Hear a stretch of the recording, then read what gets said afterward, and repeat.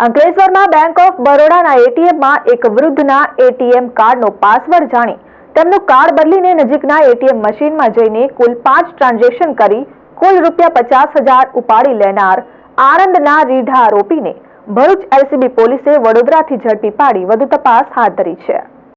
ભરૂચ એલસીબીની એક ટીમ અંકલેશ્વરમાં પેટ્રોલિંગમાં હતી, જે દરમિયાન અંકલેશ્વર એ ડિવિઝનમાં નોંધાયેલ ફ્રોડના ગુનામાં સીસીટીવી ફૂટેજમાં દેખાતો શખ્સ અગાઉ પકડાયેલો આણંદનો રહેવાસી તુષાર અનિલ કોઠારી હોવાનું સામે આવ્યું હતું, જે દરમિયાન તે વડોદરાની સ્ક્વેર હોટલ નજીક હોવાની એલસીબી પોલીસને માહિતી મળી હતી।